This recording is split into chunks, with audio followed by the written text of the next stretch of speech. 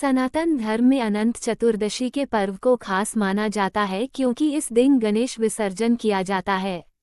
अनंत चतुर्दशी को अनंत चौदस भी कहा जाता है। इस दिन गणेश विसर्जन विधिपूर्वक किया जाता है। गणेश जी जब भी घर में आते हैं लोग उनका पूरा धूमधाम के साथ स्वागत करते हैं।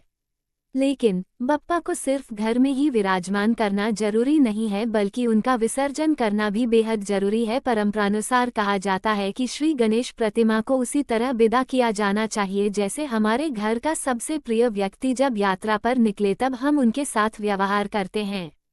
आइए जानते हैं गणेश जी को पूजन और विसर्जन करने को लेकर कुछ जरूरी बातें। गणेश चतुर्थी के दिन से गणेश उत्सव की शुरुआत हो गई है। अगले 10 दिन तक देश भर में बड़ी धूमधाम के साथ गणपति बप्पा का स्वागत किया जाएगा।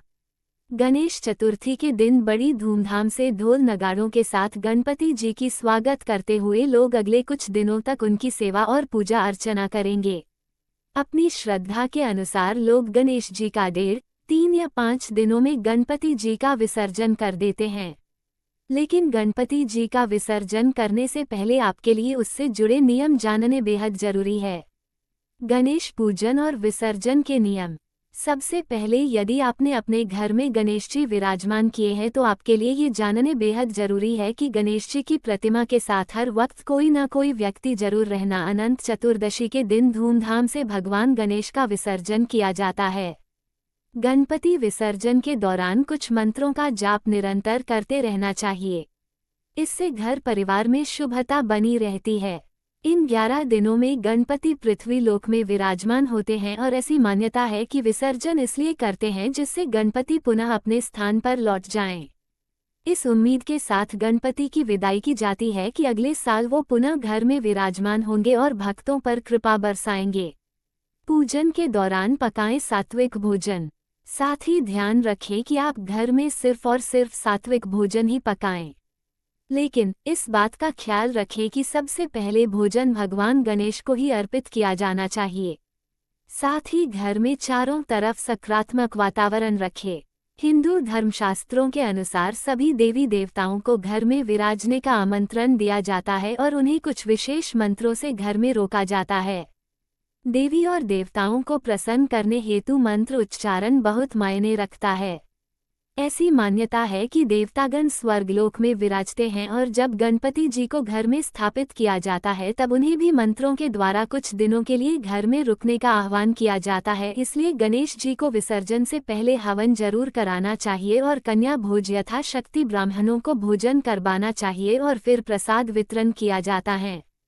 भगवान के हवन मंत्रों का जाप होने से घर में सुख समृद्धि बनी रहती है। ऐसी मान्यता है कि इन मंत्रों के जाप से भगवान गणेश अपनी शक्ति का एक अंश घर में छोड़ जाते हैं, जिससे सारे घर में मौजूद नकारात्मकता दूर हो जाती है। विशेष प्रसाद का भोग लगाएं। अब श्री गणेश का स्वस्ति वाचन करें। एक स्वच्छ पाटा लें, उसे गंगाजल या गौमूत्र से पवित्र करें। घर की स्त्री उस पर स्वास्तिक बनाएं। उस पर अक्षत रखें। इस पर एक पीला, गुलाबी या लाल सुसज्जित वस्त्र बिछाएं। इस पर गुलाब की पंखुड़ियां बिखेरें। साथ में पाटे के चारों कोनों पर 4 सुपारी रखें।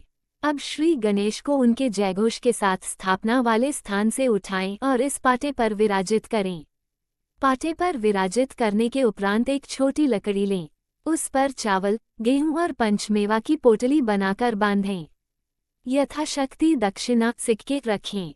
मान्यता है कि मार्ग में उन्हें किसी भी प्रकार की परेशानी का सामना न करना पड़े, इसलिए जैसे पुराने समय में घर से निकलते समय जो भी यात्रा के लिए तैयारी की जाती थी वैसी श्री गणेश के विदा के समय की जानी चाहिए। नदी, तालाब या पोखर के किनारे विसर्जन से पूर्व कपूर की आरती पुनः संपन्न करें।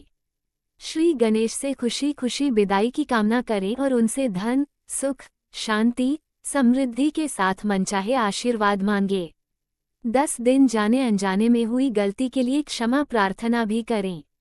श्री गणेश प्रतिमा को फेंके नहीं, उन्हें पूरे आदर और सम्मान के साथ वस्त्र और समस्त सामग्री के साथ धीरे धीरे बहाएं।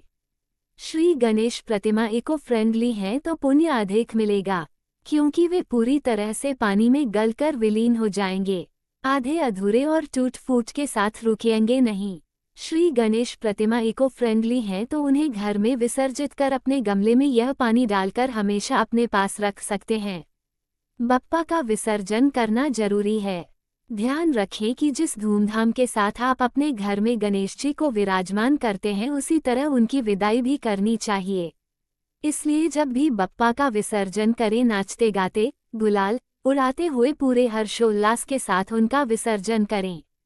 गणपति जी के विसर्जन से पहले उनका पूरे विधि विधान के साथ विसर्जन किया जाना चाहिए। उन्हें दूर्वा, पुष्प, रोली, मौली, गुलाल, अबीर, सिंदूर, हल्दी, कुमकुम, नारियल, पान, सुपारी आदि जरूर अर्पित करें। साथ ही ध्यान रखें कि गजानन का प्रिय भोग मोदक भी उन्हें जरूर अर्पित करें। चौकी पर बनाए स्वास्तिक। ध्यान रखें कि तीसरे दिन विसर्जन पर एक चौकी पर गंगाजल छिड़के उसे अच्छे से पवित्र कर ले, फिर उसके ऊपर स्वास्तिक बनाएं। लाल रंग का वस्त्र भी बिछाएं। इस चौकी पर ही गणेश जी को विराजमान करें। गणेश जी से मांगे माफी। इन सभी विधि के बाद गणपति जी की आरती उतारें और उनके माफी जरूर मांग ले कि अगर हमसे कोई भूल हो गई हो तो बप्पा हमें माफ करना।